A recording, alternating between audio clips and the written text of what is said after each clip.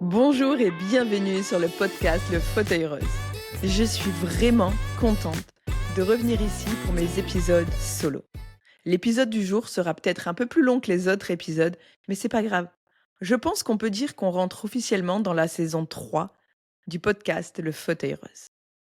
Et ça, pour moi, c'est beau parce que malgré que j'ai pas été régulière dans mes épisodes solo, le podcast est quand même là. Et il me semble qu'il a plus de 45 épisodes, donc c'est juste formidable. Ok, aujourd'hui, on va lui donner une vraie aisance, on va lui donner une vraie valeur, on va lui donner une vraie identité. Le podcast, le fauteuil rose, devient un espace bien-être, où on parle de tout, où la parole est libérée. C'est des discussions. J'emploierai peut-être encore le mot interview, mais je préfère employer le terme discussion. Donc si tu veux faire une interview, il n'y a pas de souci. Mais ça sera transformé en discussion. Parce que je trouve que c'est bien de discuter, de mettre le terme discussion. C'est super intéressant. Et aussi, du coup, mes épisodes solo comme aujourd'hui. Donc ce que je vais vous dire, c'est beaucoup de choses. J'ai énormément de choses à vous dire. L'année 2025 a été riche en émotions, en rebondissements, en plein de choses. Ça a été un feu d'artifice d'émotions. Et ce qui compte énormément, c'est que j'ai compris tout ce que je vais vous raconter aujourd'hui. On rentre tout de suite dans l'épisode du jour. Donc, on va remonter en 2024. En 2024, j'avais un rêve depuis très longtemps, c'était de faire ma formation de coach sportif. Yes, je l'ai, je rentre en formation de coach sportif. Je valide ma première UC et bim, il se passe quelque chose. J'ai dû arrêter ma formation. Ma formation ne se passait pas sur le même département d'où j'habitais. J'ai dû rentrer chez moi et du coup, j'ai abandonné ma formation. Mais inconsciemment, je me suis auto-sabotée. Parce qu'il y avait une autre possibilité et je n'ai pas su la saisir. Et en fait, quand tu comprends que tu t'auto-sabotes, que tu t'es auto-saboté une grande partie de ta vie, en fait, tu te dis, mais putain, mais j'ai été la reine. Sérieux, j'ai fait n'importe quoi. Mais il faut pas s'apitoyer sur son sort. Il faut se relever et il faut se dire, ça devait arriver. Au bout d'un moment, ça devait arriver. Tu ne peux pas contrôler les choses. Du moment que tu as conscience que tu t'auto-sabotes, c'est tout ce qui compte. Parce que du coup, tu vas travailler dessus et tu vas essayer de plus t'auto-saboter. Et ça, c'est vraiment important et c'est ce qu'il faut faire de toute façon. Je me suis aussi formée en parallèle à une formation de coach de vie. Celle-là, je l'ai validée. Donc ça, c'est un grand yes. Mais je m'en suis pas servie. Pourquoi? Parce que je pouvais pas aider qui que ce soit. Il y a pas besoin d'être prête à 100% pour aider qui que ce soit, ça je suis d'accord. Ouais, OK. Mais j'étais vraiment pas bien. Donc c'était pour prendre des accompagnements, mais d'être pas sérieuse et de foutre en l'air ma crédibilité, non, c'est pas possible. Donc j'avais besoin quand même de comprendre des choses sur moi. Donc ça, c'est pour l'année 2024. 2024 se termine.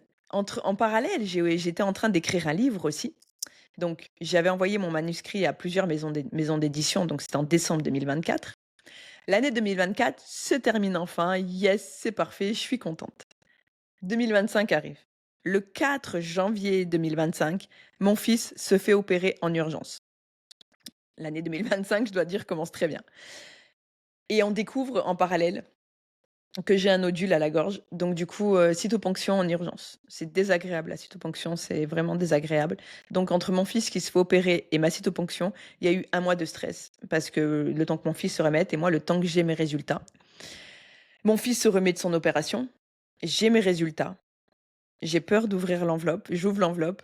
Et bon, tout était bon. De toute façon, à la clinique, ils m'ont dit, si c'était pas bon, vous aurez pas remis l'enveloppe, vous aurez eu affaire directement au médecin. Donc, un gros soulagement. Et je me dis que tout rentre dans l'ordre, c'est parfait. Je reprends le sport. J'attends des retours des maisons d'édition. Donc, j'étais vraiment, vraiment bien. Et là, la maison était en construction. Elle était habitable, mais il reste des finitions à faire. Il restera, je pense, toujours des choses à faire dans une maison. Il y avait des parpaings qui nous servaient d'escalier pour entrer à la maison. Je sors de la maison. Mon mari avait déplacé le parpaing. Je ne sais pas ce qu'il avait trafiqué. Je sors.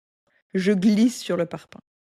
Le parpaing, en plus, c'est dans une légère descente. Le parpaing dévale tout mon corps. Ce qui veut dire qu'il a traversé de mes jambes à mes cervicales et j'ai tapé la tête sur le parpaing. J'ai hurlé de douleur, j'ai pleuré. Il y avait mes enfants en plus ce jour-là. Heureusement qu'il y avait mon mari. Mon premier réflexe a été de bouger mes orteils. J'ai réussi. Je pourrais pleurer, hein, je vous jure, je suis pleine d'émotions. Et de bouger la tête, de bouger mon corps, j'ai réussi. Impossible de bouger mon bras. Je voyais plus mon bras, en fait. Mon bras gauche, je le voyais plus. En fait, il était coincé derrière mon dos et écrasé avec le parpaing. Mon mari me dit: «Tu veux que j'appelle les pompiers?» J'ai appelé les pompiers, j'ai pas voulu appeler les pompiers. Sur le coup, j'aurais peut-être dû, mais bon, c'est pas grave. Je me relève, on rentre à la maison et j'avais l'épaule en vrac. Un bleu de 20 centimètres qui est apparu du coup le lendemain, sur les fesses. C'était horrible ce bleu. Finalement, bah, arrêt du sport pendant 9 mois. 9 mois, je n'ai pas pu faire de sport.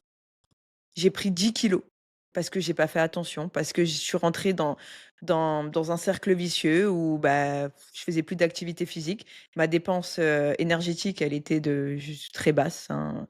Je veux dire, ouais, bah, elle était au minimum, hein, donc honnêtement, je devais brûler peut-être quoi, 900 calories par jour. Hem C'était vraiment, vraiment compliqué. Mais dans ces kilos, il y avait énormément de kilos émotionnels. Parce qu'en fait, j'étais plus le maître de mon destin, j'étais plus aux commandes de ma propre vie. Je laissais ma vie, en fait, se diriger. Je me lève le matin, on verra bien ce qui se passe. En fait, j'avais envie de faire des choses, j'avais envie de mettre en place des choses, mais je pouvais pas. C'était trop compliqué. Le temps passe, les semaines défilent et je reçois, du coup un courrier, mon livre est accepté, donc il va être publié, tout ça. Donc il se passe, entre 3 et 5 mois avant que mon livre se publie. Donc c'est long, c'est très, très long, voire même 6 mois. C'est très long et mon livre est enfin publié. Je suis trop contente, je reçois mes manuscrits, à la maison, tout ça, mes manuscrits offerts, enfin mes ouvrages, c'est pas c'était plus là, on parle plus de manuscrits, on parle d'ouvrages. Et honnêtement, le monde de l'édition, pour moi, c'était un monde tout nouveau. Je rêvais d'écrire depuis toujours, c'était un rêve, hein, de petite fille d'écrire et mais je connaissais pas le monde de l'édition. Honnêtement, je suis passée par une maison à compte d'auteur, je savais même pas, en fait, la différence entre une maison à compte d'auteur et une maison traditionnelle. En plus, on te l'explique pas.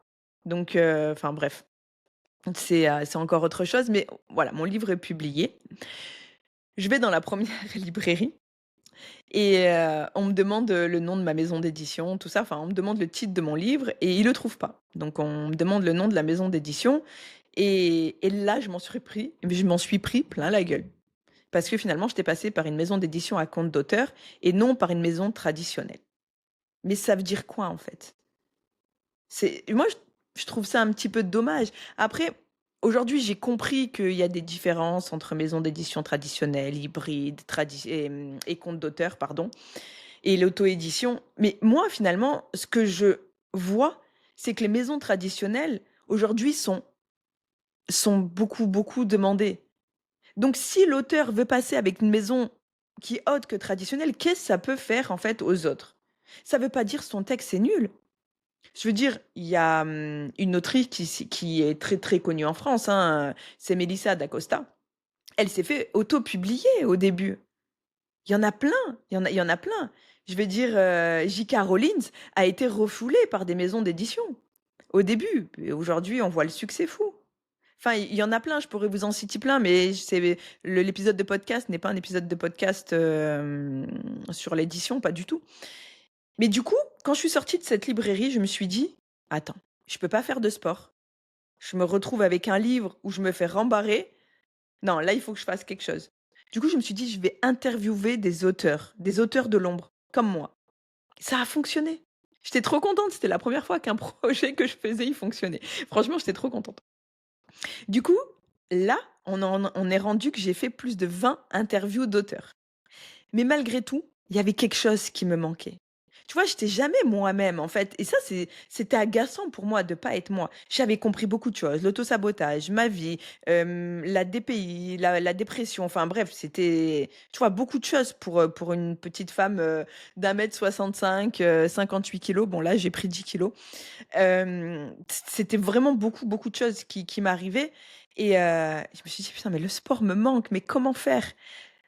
Je suis guérie, je reprends le sport et là, en fait, autrice, fitness, bien-être, OK, c'est moi. Mais comment faire?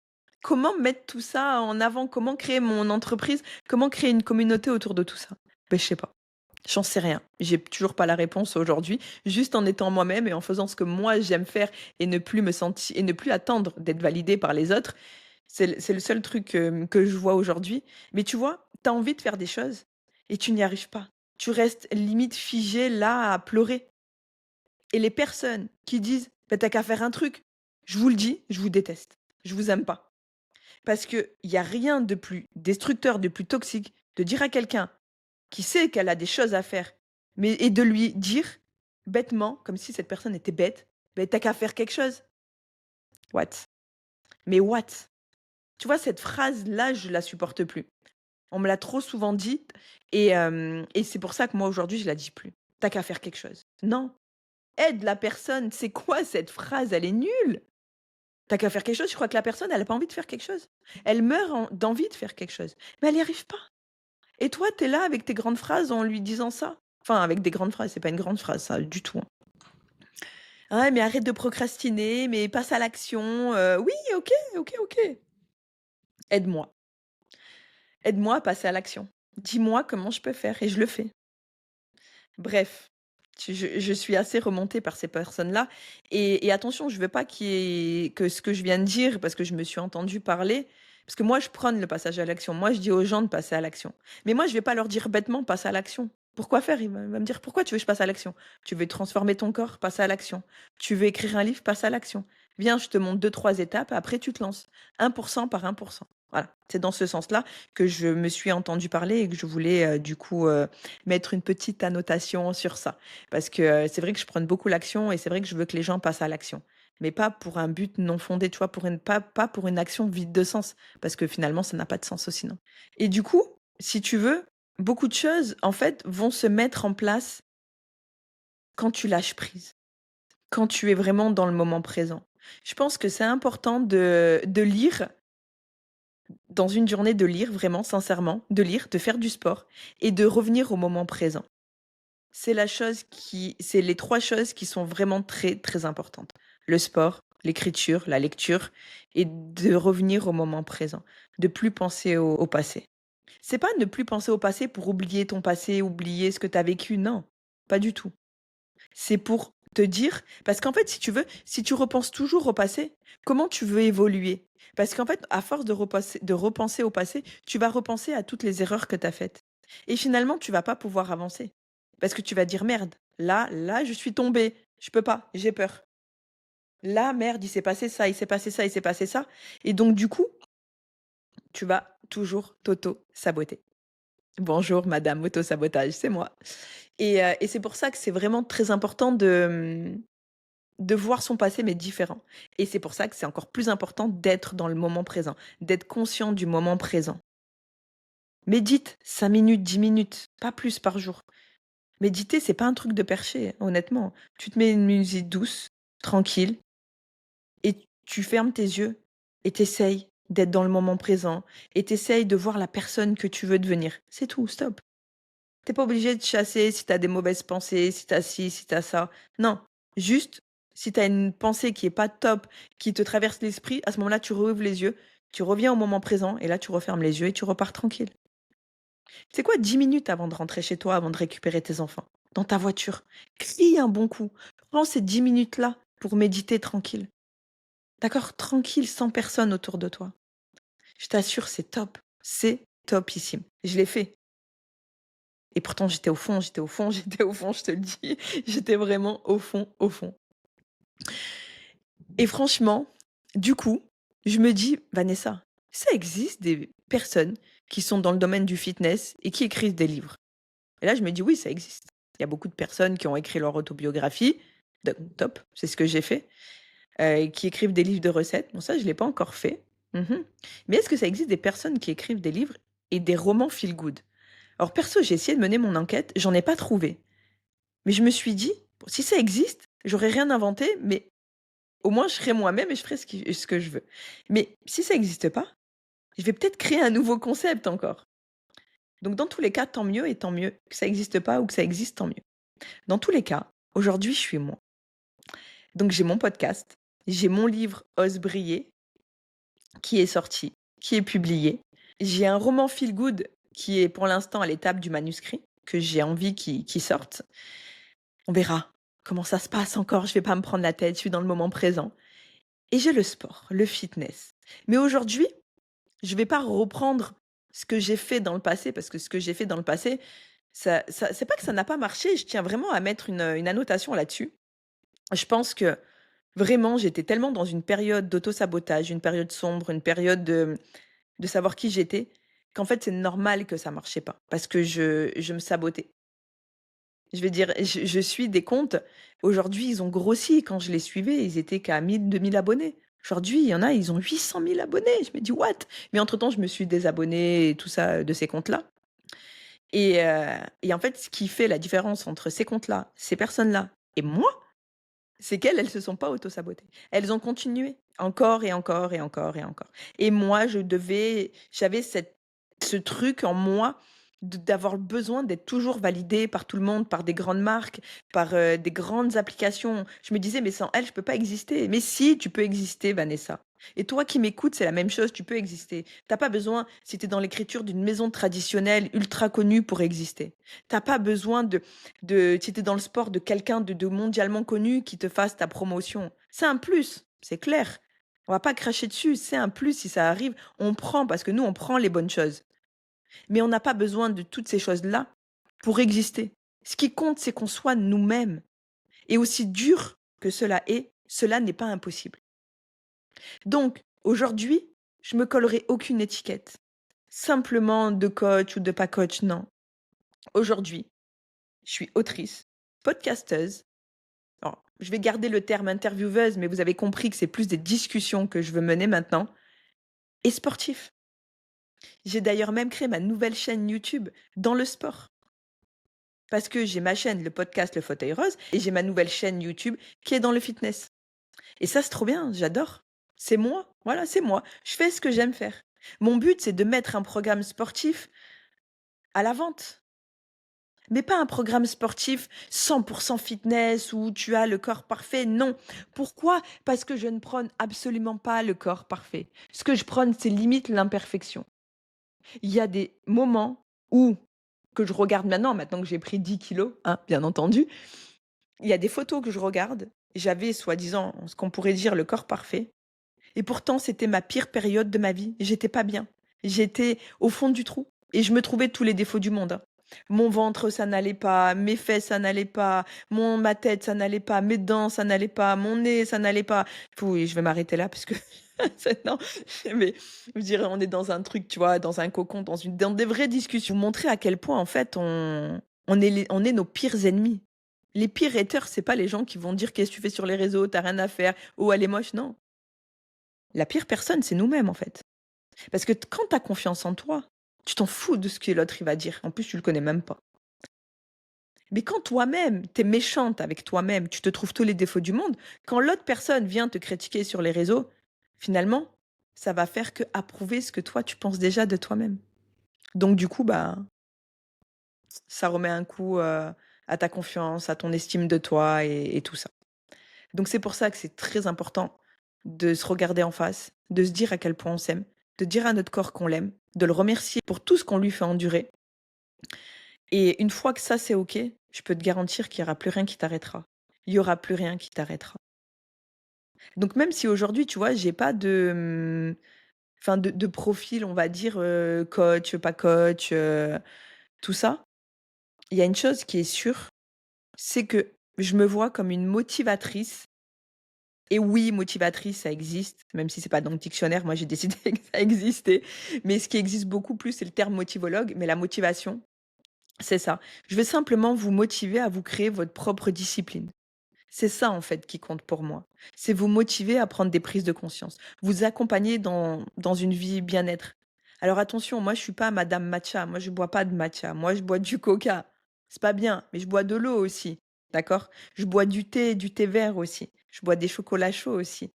Mais voilà, moi je suis pas madame matcha, je suis pas madame enfin je ne prône pas, tu vois, cette vie-là, elle me correspond pas à moi. Peut-être qu'elle correspond à toi et c'est OK.